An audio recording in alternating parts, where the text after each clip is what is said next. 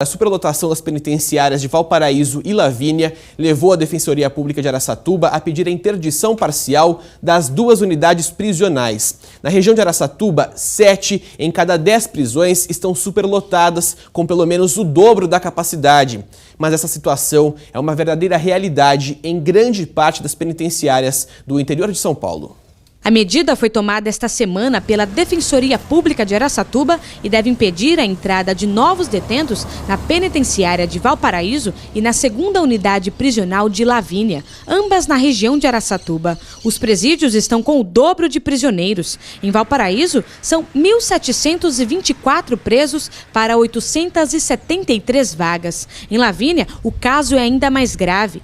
1.883 detentos dividem o espaço destinado a 844. O Estado aplica à pessoa uma pena e o Estado deve proporcionar um local adequado para que ela cumpra. E essa pena atinge a finalidade, que é de ressocialização e permitir que ele saia da prisão com plenas condições de voltar ao convívio com a sociedade. O pedido está sendo analisado por 2 juízes. Se o juiz acolher ambos os pedidos que fizem nos 2 procedimentos, as unidades deixariam de receber novos presos, por enquanto, até que a Secretaria de Administração Penitenciária equalizasse a questão, distribuindo o que há de excedente nessas 2 penitenciárias para outras unidades cujo número é menor. A situação dessas unidades também está sendo investigada pela Corregedoria da Secretaria da Administração Penitenciária. Aqui em Valparaíso, os próprios agentes penitenciários denunciaram que o excesso de presos estava atrapalhando o trabalho deles. A superlotação é uma realidade em grande parte das penitenciárias do Noroeste Paulista. A população carcerária em todo o estado de São Paulo é de 200 mil presidiários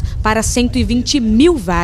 Pelo menos 5 penitenciárias da região de Presidente Prudente, no Oeste Paulista, estão com mais que o dobro de internos. Na unidade de Dracena, são 1.801 detentos. Em Flórida Paulista, 1.818. E em Tupi Paulista, 1.525. As unidades têm capacidade para 844 detentos. A Secretaria da Administração Penitenciária do Estado de São Paulo informou que ainda não foi notificada sobre a ação da Defensoria Pública de Araçatuba e explicou ainda que o plano de expansão das unidades prisionais do Estado foi criado e 15 novas prisões foram inauguradas. É importante que a população tome ciência do que ocorre e que, se continuarmos nessa progressão de prisões de pessoas, não teremos logo local adequado para colocá-las.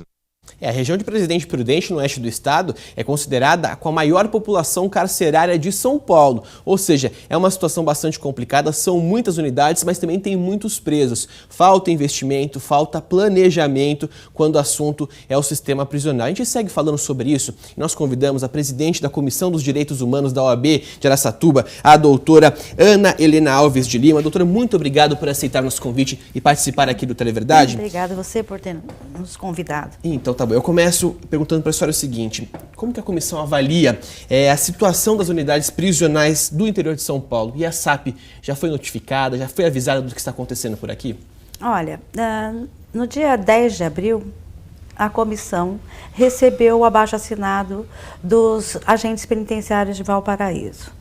Em 14 de abril, eu e a comissão, de Direitos Humanos, nós oficiamos o SAP, o Governo do Estado de São Paulo, os juízes da Vara da Execução, o Ministério Público, o Secretário de Segurança Pública, o Governador do Estado de São Paulo. Recebemos a resposta de 2 ofícios, da Secretaria de Segurança Pública, que estaria encaminhando, e do SAP. O SAP disse o seguinte, no tocante a Valparaíso,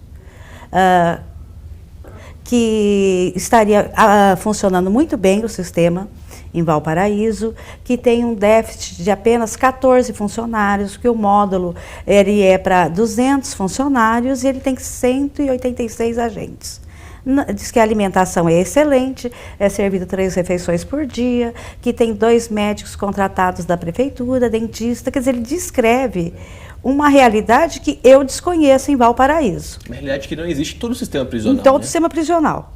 tá?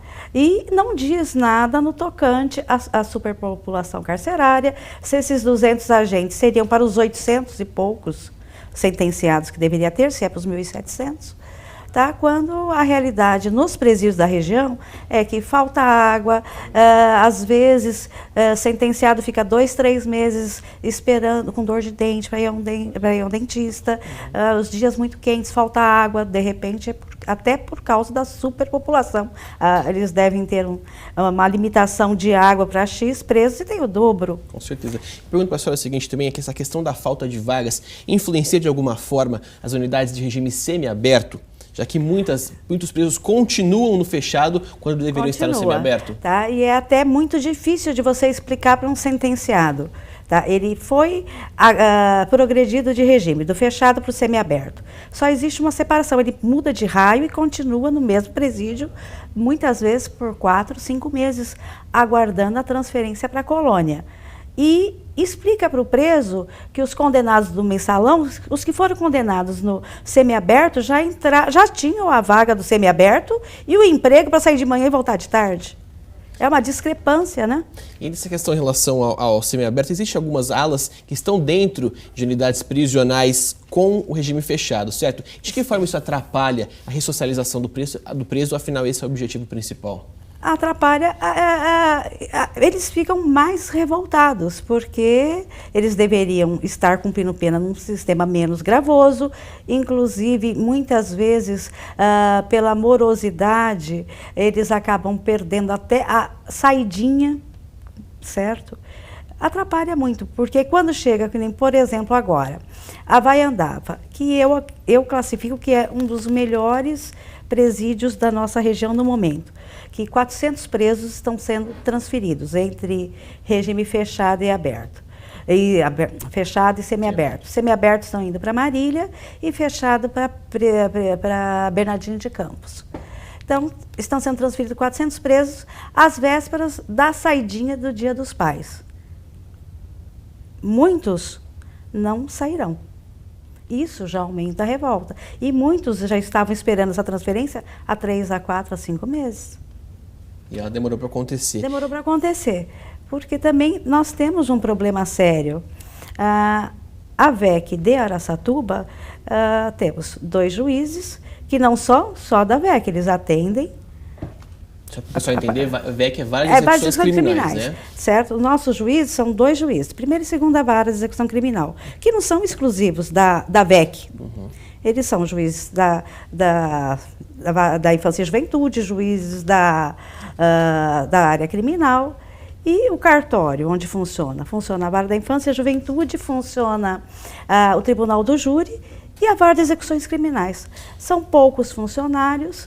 Uma petição, um pedido de progressão de regime. Muitas vezes leva 3, 4 meses só para ser juntado no processo. Falta estrutura também, Falta estrutura, isso atrasa também. E para concluir, doutora? E dá a superlotação, também é uma das causas. Só para a gente concluir, eu quero perguntar o seguinte para a senhora. Para que o sistema prisional realmente consiga cumprir a função de ressocializar o preso, o que falta?